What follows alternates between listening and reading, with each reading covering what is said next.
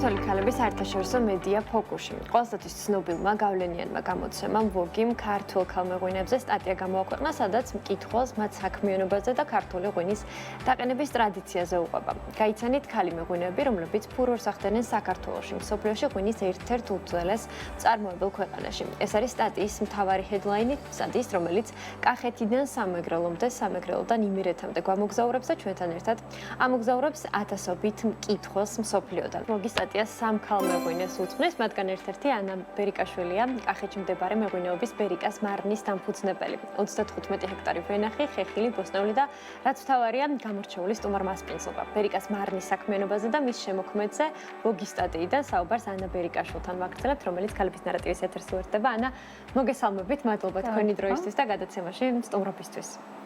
ძალიან დიდი მადლობა მოწვევისთვის. არა მარტო ჩემთვის, მგონი ჩემ გარშემო ყველას გაუხარდა ეს სტატია, იმიტომ რომ რაც უფრო მეტი ადამიანი გაიცნობს ქართულ ღვინოს, მიუხედავად იმისა, რომ ყოველწლიურად უფრო და უფრო მეტი ადამიანი იგებს საქართველოზე როგორც ღვინის სამშობლოზე, მაინც ძალიან ბევრი ადამიანია, ვისაც საერთოდ არც სმენია საქართველოზე და ქართულ ღვინოზე და ძალიან ჭირდება და თუნდაც ამ სტატიის მერე ძალიან ბევრი ადამიანმა მომწერა ტური დაჯავშნა ჩემთან და ძალიან ეფექტი უკვე იგრძნობოდა, ხო? მეორე დღიდანვე ძალიან ბევრი მესეჯი შემომივიდა და ძალიან მაგარია, იმიტომ რომ პირველ რიგში ქართული ღვინო გახდა ცნობადი და მე რაღაც ეს სექსისტური დამოკიდებულება საქართველოში, რომ მხოლოდ კაცები არიან ამ ბიზნესში, რაღაცნაირად შერბილდა. ხო, მინდა ვისაუბროთ, როგორ აღმოჩნდნენ ეს ადამიანები, ვინც ეს სტატია შექმნეს ბერიკას მარანში. როგორ დაიწყო ეს ამბები? გერმანელი წყვილია, რომელიც მოგზაურობს მთელი მსოფლიოს გარშემო და მუშაობს ძალიან ცნობილ გამომცემლებთან, მათ შორის ამერიკულ Vogue-თანაც და მომწერეს, რომ მაინტერესებდათ ჩემთან ვიზიტი, მაშინ არ ვიცოდი ახლა ეს Vogue-ისთვის იყო თუ რა იყო, უბრალოდ მითხრეს, რომ ფოტოგრაფია და ჟურნალისტი და უნდა და რაღაც ფოტოების გადაღება და ქართულ ღვინოზე სტატიის დაწერა. რა თქმა უნდა დავთანხმდი, ჩვეულებრივი სამუშაო დღე გვქონდა, ტური გვქონდა ღვინის და ეს სამუშაო პროცესში ინტერვიუც აიღეს და ფოტოებიც გადაიღეს და მე უკვე ეს იყო დაახლოებით 1 წლის წინ.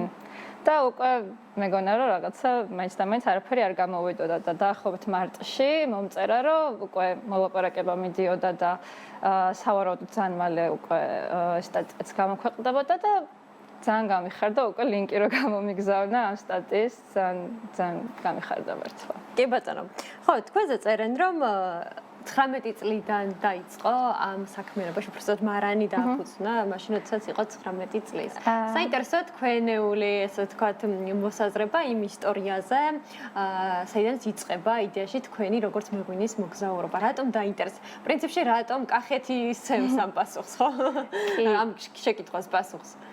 კახეთში მართლა არ ვიცნობ ოჯახს, ვისაც პატარა ვენახი მაინც არ აქვს, რა თქმა უნდა 15 ჰექტარი და 40 ჰექტარი ყველას არ აქვს, მაგრამ რაღაც პატარა წარმოება ყველას აქვს და ყველა აკეთებს ღვინოს. უბრალოდ არა კომერციული თვალსაზრისთვის, ოჯახისთვის და ასე რომ მეტნაკლებად ყველა ჩართულია ამ საქმიანობაში ბავშვობიდან. მეც რაღაც თავიდან ვუყურებდი, მე რაღაც ჩავერთე, მე ეს აღმოჩნდა, რომ თბილისში გადავედით 18 წლის ასაკში საცხოვრებლად და ვიყავი იქ 6 წელი ჯამში.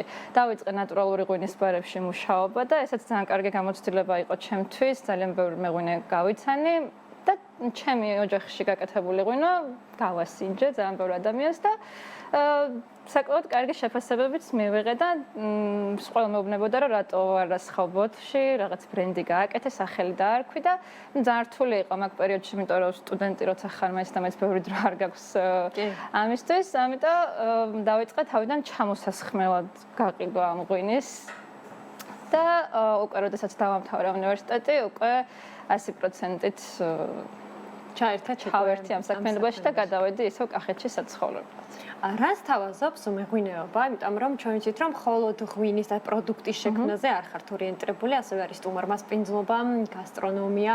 ამ მიმართულებით რას თავაზობს და რას აერთიანებს მარანი? ეს ყველაფერი დავიწყე კოვიდის პერიოდში, რაც ძალიან უცნაურია, როცა ვამბობ ხოლმე ჩემი სტუმრებით, რომ ეკითხებიან როდის დაიწყეო, იმიტომ რომ ტურიზმი არ არსებობდა მაგ პერიოდში, მაგრამ ექსპატებთან დავიწყე მუშაობა და ჩამოდიოდნენ უფრო ინფორმატიულ ტურებს ვაკეთებდით ღვინოსთან დაკავშირებით აღმოჩნდა რომ ადამიანები რომლებიც რამდენიმე წელია ცხოვრობენ საქართველოში იმათაც კი არ აქვთ რაღაც ჯიშებზე სტილზე როგორ ვაყენებთ რა არის ეს კანზე კონტაქტის მეთოდი რატო არის ქარვისფერი ღვინო რა არის ქვევრი და ასე შემდეგ და ესეთი ინფორმატიული ტურები ძალიან კარგი შედეგი გამოიღო მე ოჯახის წევრები როცა მოდიოდნენ მათთან სტუმრად ან მეგობრები ისინიც ჩამოდიოდნენ და რაღაცნაირად ესე გადაცემით ინფორმაციის უფრო ის პოპულარული გახდა ჩემი ადგილი მე უკვე კოვიდიც რომ მიწყნარდა უფრო ტურიზმი განვითარდა მე უკვე დავამატე დეგუსტაციებთან ერთად დავამატე გასტრონომიური კუთხეც და ესეთი მთელი კონცეფცია არის ჩემი რომ სტუმარი რაღაც მივა თავის ხელით მოკრიფავს ხილს მე რაღაც ბოსტნეულს და ძირითადად ყველაფერი რაც გვაქვს სუფრაზე არის ჩვენივე მოყვანილი და წარმოებული და რაც ყველაზე მეტად მოსწონთ ხოლმე სტუმრებს ასევე დავამატეთ მასტერკლასები რაღაც თონეში პურის გამოცხობა ჩურჩხელა ხინკალი და მოკლედ ყველაფერს თავაზობთ სტუმრებს ეხლა მაგალითად ყველაზე ესეთი აქტუალური მასტერკლასი არის თველში მონაწილეობის მიღება და საინტერესო ის არის რომ არა მარტო უცხოელებს ქართველებისთვისაც კი აღმოჩნდა რომ ძალიან ბევრი ქართველი არ ყოფილა თველში და ესეთი ძალიან კარგად ერთობიან მგონი ქართველები ყველაზე მეტად ანა ძირითადად ვინ სტუმრობს მარანს და რომელი ქვეყნის მოქალაქეები არიან უფრო მეტად აქტიურები აცნობიერებაც აქვთ მათ შორის რა ვიცი, მთელი მსოფლიოდან ყავს მართლა სტუმრები. რაღაც პერიოდები არის ხოლმე, რომ ეს ქვეყანა უფრო დომინანტ, მაგალითად ავსტრალია არის. ეხლა ყველაზე ესეთი აქტიური ჩემთან, რაც ძალიან უცნაურია, იმიტომ რომ არც ესეთი მარტივი არ არის ავსტრალიიდან აქ მოხვდე. ამერიკა ყოველთვის ძალიან ბევრი სტუმრები ყავს ამერიკიდან და ევროპიდან წელს გერმანია და ბელგია ლიდერობდა. რამდენად აქვთ ცნობიერება სიტყვაზე რა პროცესებში იღებენ მონაწილეობას, გაცნობიერებლად მოდიან და მოგმართავენ თუ ადგილზე იღებენ? ყოფილი როგორია მათი შეფასება უკავშირი განსაკუთრებით რა მოსწონთ? ძირითადად ყველა ვინც მოდის ხოლმე, აი რაღაც ჩემი მეგობარი იყო საქართველოში და რაღაც აუცილებლად გვინდოდა რომ იმიტომ რომ ძალიან გემრიელი საჭმელია. ეს ყველა რაღაც საჭმელზე და ღვინოზე არის ძირითადად აქცენტი. კიდევ ეს ჰაიკინგი არის ესეთი ყველაზე აქტუალური და რა თქმა უნდა ღვინის რეგიონები არის, იმიტომ რომ მაინც ღვინით ვართ ცნობილები საზღვარგარეთ. ძირითადად მაინც ბლოგებიდან არის ხოლმე ინფორმაცია, მაგალითად საქართველოში ვინც ჩემთან მოდის ხოლმე რთველის ტურზე ან რაღაც მასტერკლასებზე, აი ვანდერლაში არის ესეთი ბლოგერი, ძალიან საინტერესო და ძალიან კარგი სტატიები აქვს და ძირითადად მაქედან არიან ხოლმე, იმიტომ რომ ყოველწელს აქვეყნებს მაგალითად რთველში მონაწილეობის მიღება, სად შეგვიძლია, რას გვთავაზობენ და ასე შემდეგ. და ესეთი ბლოგერები ძალიან კარგად მუშაობენ საქართველოში. ერთ-ერთი პოპულარიზაციის ერთ-ერთი მექანიზმი საუკეთესო სტატიამაც უკვე გამოიღო თავისი შედეგი. აი საუკეთესო გზა არის ინფორმაციის გადასაცემად. კი ბატონო, რამდენად იზრდება ხოლმე ყოველწლიურად მომართვიანობა და სტუმრების რაოდენობა? განსაკუთრებით რომელ პერიოდში ხართ ყველაზე მეტად დატვირთულები და აი მაგალითად მიმოვიხილოთ გასული ზაფხული. როგორი იყო აქტივობა, რამდენად გაიზარდა მომართვიანობა? ჩვენთვის ყველაზე ალბათ ყველა მეღვინეობისთვის საქართველოში ყველაზე აქტიური სეზონი არის სექტემბერი, იმიტომ რომ ჩამოდიან თველის პერიოდში და ძირითადად უნდა ხოლმე ამ რთველში მონაწილეობის მიღება, შემდეგ ეს ტრადიციული ლანჩი და ღვინის დეგუსტაცია, მაგრამ არანაკლებია ხოლმე ზაფხულშიც, იმიტომ რომ ძირითადად შვებულებას ზაფხულში იღებენ ხოლმე. რომ შევადაროთ, ალბათ წელს უფრო გაზრდილი იყო წინა ზაფხულთან შედარებით. აი ზამთარი მაინც ესეთია პრობლემურია და კახეთი ცოტა მოსაწყენი ხდება ხოლმე ზამთარში და იშვიათად ყავს სტუმრები, მაგრამ მაგ პერიოდში თბილისში ვაკეთებ ხოლმე ძალიან ბევრ ღვინის დეგუსტაციებს და ტურისტები და აქ ცხოვრები უცხოელებიც მათ შორის ძალიან აქტიურად იღებენ ხოლმე მონაწილეობას. ანუ მიღმა მასპინძლობის ნაწილისა მინდა პროდუქტზეც გითხოთ, რამდენი სახეობის ღვინოს აწარმოებს მარანი, სად ხდება რეალიზაცია, როგორც ვიცი, ადგილობრივ ბაზრებთან ერთად საექსპორტო მიმართულებასაც აქტიურად ავითარებთ. ძირითადად ადგილობრივ ბაზარზე, ანუ ჩემი ტურისტებთან, მაგრამ ასევე ესტონეთში გადის, ჩემი ღვინო ესტონეთი იყო პირველი ქვეყანა, სადაც დავიწყეთ ღვინის გატანა. იაპონიაშიც მქონდა და ეხლა ძირითადად ირლანდიაში მუშაობთ. მაგრამ მაინც ჯერჯერობით ადგილობრივ ბაზარზე, იმიტომ რომ საკმაოდ მცირე წარმოება მაქვს და სანამ არ გავზრდით ცოტა წარმოებას, მაინც ისე რა მოცულობას გულისხმობს მცირე წარმოება თქვენ შემთხვევაში? 10,000 ბოთლამდე არის ჩვენი წარმოება. გვაქვს კახური სტილი, ძირითადად ქარვისფერი ღვინოები, საფერავი, მაგრამ 23 წლიდან დავიწყე ასევე ცქრიალა ღვინოების გაკეთება, პეტნატი, ნატურალური ცქრიალა ღვინო, რაც რაღაც ახალი ტრენდია საქართველოში და ძალიან მოწყენთ ხოლმე. კი ბატონო. საერთაშორისო ბაზრები ახსენეთ და როგორ მოხდა ეს ექსპორტის ნაწილის განვითარება? ესტონეთის შემთხვევაში საქართველოში გასინჯეს ბარში ჩემი ღვინო და იქიდან დამიკავშირდნენ. ირლანდიის შემთხვევაში ქართველი ბიჭია, რომელიც ირლანდიაში ცხოვრობს წლებია უკვე და სიუჟეტი და ხა სხვათა შორის PMG-ის სიუჟეტი და იქიდან მომწერა, რომ თუ ვიყავი დაინტერესებული მასთან მუშაობით და თავიდან ცოტა პრობლემური იყო, იმიტომ რომ ირლანდიაში ძალიან რთულია ღვინის გატანა, ძალიან ბევრი ბიუროკრატია არის, მაგრამ საბოლოო ჯამში საკმაოდ წარმატებულად წავიდა და უფრო ახლა გავზრდით ალბათ მოცულობები. როგორ ხდება განაწილება? ახსენეთ, რომ 10,000 ბოთლი არის თქვენი წლიური წარმატება, რამდენი რჩება სიტყვაზე ადგილობრივ ბაზარზე და რამდენია ექსპორტისთვის გათვალისწინებული? ექსპორტისთვის ძალიან ცოტა ჯერჯერობით, იმიტომ რომ ტურიზმი საკმაოდ აქტიური არის ჩემთან და არ მრჩება საკმარისი რაოდენობა, რომ დიდი მერე მასპინძლობისთვის. კი. სამომავლოდ ვფიქრობ, რომ გავზარდო, მაგრამ ამ ეტაპზე ცოტა ესეთია. რთველი მინდა შევაფასოთ, როგორ მიმდინარეობს. უბრალოდ კახეთმა უკვე, ასე ვთქვათ, თითქმის დაამთავრეთ, ხო? როგორ მიმდინარეობს, როგორ შევაფასებთ? ზოგადად ამ პერიოდისთვის უკვე დამთავრებულია ხოლმე დიდი ხნის რთველი, მაგრამ წელს ძალიან უცნაური ამინდები გვქონდა, რაღაც მთელი სექტემბერი წვიმდა და შესაბამისად ძალიან გადაივადა რთველმა და ცოტა ყურძნის ხარისხზეც ცუდად იმოქმედა, იმიტომ რომ ამდენი წვიმა შაქრიანობას აგდებს და მე რაღაცა ამდენი ხანი ოქტომბერი ძალიან კახეთში უკვე ძალიან გვიანია რთველისთვის. ცოტა ცუდი წელი გვქონდა კლიმატური პირობების გათვალისწინებით, ხო? დიახ, მაგრამ სეტყვა არ გვქონდა ერთი ეგარის კარგი წელს. კარგი. ანა, ვოგის სტატიაშიც გამახვილებულია ყურადღება ზოგადად ქალების ამ სფეროში ჩართულობას. რამდენად იზრდება ეს თქვენი დაკვირვებით ქალების ჩართულობა მეღვინეობაში? თქვენ შემთხვევაში რა გამოწვევებით იყო სავსე ეს გზა? თავიდან, როდესაც რაღაც იდეის დონეზე ვთქვი, ჯერ არასერიოზული დამოკიდებულება იყო ოჯახის მხრიდან, ვერ ვიტყვი, რომ ხელი შემიშალეს არაპირიქით მეხმარებოდნენ და ძალიან ბედნიერი ვარ, რომ დღემდე ძალიან მეხმარება ჩემი ოჯახი და მე ვერ ვიტყვი, რომ ნულიდან დავიწყე, იმიტომ რომ ვენახიც მქონდა რაღაც პატარა მარანიც, მე გავაფართოვე უბრალოდ წარმოებისთვის რაღაცები, მაგრამ უკვე საბაზისო რაღაც მქონდა. და თუნდაც აი ღვინის ბარში როცა ასინჯებ შეზღვინოს და ეუბნები რომ შეხარ მეღვინო, ცოტა რაღაც არასერიოზული დამოკიდებულება იყო. ახლა 19-20 წლის რო ხარ კიდევ უფრო მაშინ. მაგრამ ეხლა ვფიქრობ, რომ ძალიან შეიცვალა ეს დამოკიდებულება, არავის აღარ უყვირს ქალი მეღვინე. პირიქით რაღაც ტრენდულიც კი გახდა ეს ქალი მეღვინე, რაც ცოტა ხანდახან გამაღიზიანებელია ხოლმე. ზედმეტი აქცენტირებაც ხო? აი ეს რაღაცა პოზიტიური დისკრიმინაცია, რომ ქალი, ცოტა ესეთია. აი თუნდაც კითხვები, რა კითხვებს უსვამენ ქალ მეღვინეებს და რა კითხვებს უსვამენ კაც მეღვინეებს. რაღაც ყველა გეკითხება, როგორია იყო ქალი, ანუ არაფერი განსხვავებული კითხვა და არ გეკითხებიან სამომავლო გეგმებზე მაგალითად, ან რაღაც მარტო იმაზე აკეთებენ აქცენტს, რომ ქალი ხარ. მაგრამ ეგეც მგონია, რომ ძალიან მალე შეიცვლება და რაც ერთნაირად კი, იმიტომ რომ ძალიან ბევრი კარგი კომპანია გაჩნდა, რომლის უკანაც დგას ქალი. კი და არ არის ამაზე აქცენტირება ესეთი აუცილებელი, რომ ქალი ხარ თუ კაცი ხარ. კი, ნამდვილად ასეა. ღვინის გემოში მithumetes ეს არც არ იკითხება. კი, განსაკუთრებით ჩემს ღვინოებში ძალიან კაცოი ღვინოები მაქვს.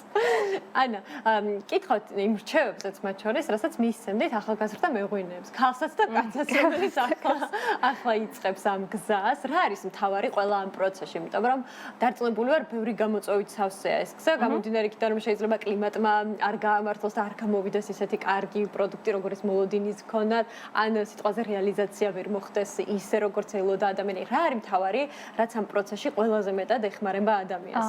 თავარი რჩევა ის იქნება, რომ ექსპერიმენტების არ შეგვეშინდეს. ანუ პირველ რიგში არავის აზრი არ უნდა გავითვალისწინოთ, როგორ ღვინოს ვაკეთებთ, იმიტომ რომ საბოლოო ჯამში ყველა ისეთ პროდუქტს ვქნით, რომელიც ჩვენთვის არის მისაღები და ჩვენ მოგწონს. და ეხა მაგიტომაც არის ქართული ღვინო ისეთი გამორჩეული, რომ ყველა ოჯახს რაღაც თავისი სტილი აქვს, აბსოლუტურად განსხვავებული ერთი და იგივე ჯიში, რქაწითელი შეიძლება იყოს ძალიან მსუბუქი, შეიძლება იყოს ძალიან ძლიერი. როგორიც მოგწონთ, ისეთი გააკეთეთ და მე მაგალითად ძალიან ბევრჯერ გამფუჭებია ღვინო, იმიტომ რომ რაღაცა არასწორად გავაკეთებ, მაგრამ არა უშავს. მე რა, სწავლის ნაწილი და სწავლა მაგის გარეშე არ ხდება. წიგნებიდან მეღვინეობას ვერ ვისწავლეთ. თავი გამოცდილება. კი. ანა, კითხავ ტურიზმის ნაწილზეც, რამდენად ვითარდება რეგიონში ეს მიმართულება? თქვენ გარშემო რამდენად გაჩნდნენ ახალგაზრდა ადამიანები, რომლებიც სიტყვაზე ტურიზმის მიმართულებას ავითარებენ, სხვა კონცეფციას ქმნიან? ამას რა პოტენციალი აქვს, ესე შევაფასოთ? ნელ-ნელა ვითარდება. ეხლა მაგალითად ველისციხეში, სადაც მაქვს სოფელი რეაბილიტაცია მიმდინარეობს და იმედი მაქვს, რომ როდესაც დასრულდება კიდევ უფრო მეტი მარანი გაჩნდება და კიდევ უფრო მეტი ახალგაზრდა ჩაერთვება, იმიტომ რომ ძირითადად მაინც ეს სფერო კიდე ასოცირდება რაღაც ასაკიან ხალხთან. ახალგაზრდები ნაკლებად არიან და მესმის კიდევაც, იმიტომ რომ მაგალითად ჩემი ასაკის ხალხი ნაკლებად არის სოფელში. არიან ან ბავშვები, ან ხანდაზმული ადამიანები სკოლას როგორც კი ამთავრებენ, მიდიან თბილისში და აღარ ბრუნდებიან. რაც მგონია ყველაზე დიდი პრობლემაა რეალურად ახლა საქართველოს რეგიონებში, იმიტომ რომ ახალგაზრდები ქმნიან მომავალს. კი, ნამდვილად. ქვეყანაში და აი ეს თუნდაც ეს რეაბილიტაციის დასრულების შემდეგ, მაგრამ არც არის გასაკვირი, როდესაც ახლა სამუშაო ადგილები არ არის, განათლებას ვერ მიიღებ, რა უნდა გააკეთო, სხვა გზა არ გაქვს, უნდა წახვიდე. ეს გადაწყვეტილება მიიღოს, რა თქმა უნდა. ამიტომ ფიქრობ, რომ ეს თუნდაც ეს რეაბილიტაცია, რაღაც ახალი სამუშაო ადგილები გაჩნდება შესაბამისად, ძალიან ბევრ ახალგაზრდას დააბრუნებს. ნუ იმედი მაქვს. კი, თუნდაც ამ მიმართულებით რომ საკუთარი ბიზნესი და საქმე განავიწყო. კი, იმიტომ რომ ეხლა მაგალითად თუნდაც ის რომ რაღაც სტაფი იპოვნო, არის ძალიან რთული. ინგლისური ენა თითქმის არავინ არ იცის სოფელში და ყველა დეგუსტაციას მე ვაკეთებ თითქმის ხოლმე, იმიტომ რომ ფიზიკურად ახლა არიან სეზონურად ჩამოსულები ზაფხულის სარდადეგებზე და როცა ყველაზე ის აქტიური სეზონი არის სექტემბერი, ოქტომბერი, მაგ პერიოდში უკვე სწავლა ეწყებათ სტუდენტებს და ხო, ნუ კვალიფიციური კადრების ძალიან დიდი პრობლემა არის ეგ რეალურად. თქვენ შემთხვევაში ვინ არის ამ პროცესებში თქვენთან ერთად ჩართული? ეს არის ოჯახურად, ასე ვთქვათ, შექმნილი ამბები თუ მაგალითად ჭირდებათ ხოლმე კადრების დახმარებაც? სეზონურად რა თქმა უნდა, ძალიან ბევრი კადრი გვჭირდება, განსაკუთრებით რთველის პერიოდში. ასევე ხილი გვაქვს ძალიან ბევრი და ძირითადად ქალები არიან ხოლმე დასაქმებულები ამ ბალი და ატმის კრეფაზე, რაც საკმაოდ დიდი რაოდენობით გვაქვს, მაგრამ ძირითადად ოჯახის ნაწილში ოჯახი ხართ ჩართული. ანა, გეგმებს გითხავთ, როგორც ღვინის წარმოების, ასევე სტუმართმასპინძლობის მიმართულებით, რა არის ის გეგმები, რასაც ისახავთ უახლოეს და სამომავლო პერსპექტივაში? სტუმართმასპინძლობის მხრივ ერთი პატარა გესტჰაუსი უკვე დავამთავრე და სტუმრების მიღებაც დავიწყე. ანუ უკვე განთავსების შესაძლებლობაც აქვს. ახლა 6 ნომერს ვამთავრებთ, ძალიან მადლე, რაც კიდევ უფრო მეტი. იმიტომ რომ ძირითადად მაინც ეგ პრობლემა მქონდა, რომ კი ჩამოდიან, მაგრამ ყველა მთხოვდა განთავსებას და ეხლა ძალიან კარგი იქნება რომ დავამთავრე და მე კიდე მინდა რომ ეს დიდი ჯგუფებიც მყავს ხოლმე ხშირად და სხვადასხვა სასტუმროებში არაკომფორტულიც არის გადანაწილება და მინდა რომ სრული კომფორტი შევქმნას სტუმრებს. ამ დროისთვის ამოცემულობით რამდენი ადამიანის განთავსება უკვე შესაძლებელია და ეს როდის დაემატა ეს ძალიან ცოტა ხნის წინ, რაღაც რამდენიმე თვის წინ. მიიღეთ უკვე პირველი სტუმრები? და რამდენად წამოვიდა მოთხოვნა აქ? კი, ძალიან წამოვიდა, ეხლა მაგალითად რაღაც ეს აქტივობები თუ არის განსაკუთრებით კახეთში, მაგალითად გურჯაანის ღვინის ფესტივალი იყო, ერთი ნომერი არ იყო მთელი კახეთის მასშტაბით მგონი დარჩენილი და ესეთი ღონისძიებებიც ძალიან კარგად მუშაობს ტურიზმზე. კი ბატონო, ნამდვილად საკმაოდ ეს ვთქვათ გახმაურებული იყო და კი და აი ფიქრობ რომ ესეთი ფესტივალები ძალიან კარგია, რომ ხშირად ჩატარდეს, იმიტომ რომ თბილისიდან ძალიან ბევრი ადამიანი ჩამოვიდა, ტურისტებისთვის ნაკლებად ალბათ, უფრო ქართველებისთვის არის ხოლმე ეს ღონისძიება, მაგრამ ძალიან სასიამოვნოა. ქართული სტუმრები პირველ რიგში გვიხარია, რაც ძალიან მწყის ხოლმე, რომ არ მყავს ხშირად. კი ბატონო. ანა, ძალიან დიდი მადლობა გადაცემაში სტუმრობისთვის და წარმატებები. იმედია ადგილზეც მოგვეცემა ერთხელ ამ აუცილებლად მოგზავნდით და გაშუქების შესაძლებლობა წარმატებები ყველა მიმართულებით. უღრმეს მადლობა. ანა ბერიკაშვილი, მეღვინეობა ანა ბერიკას თანადამფუძნებელი იყო ჩვენი სტუმარი.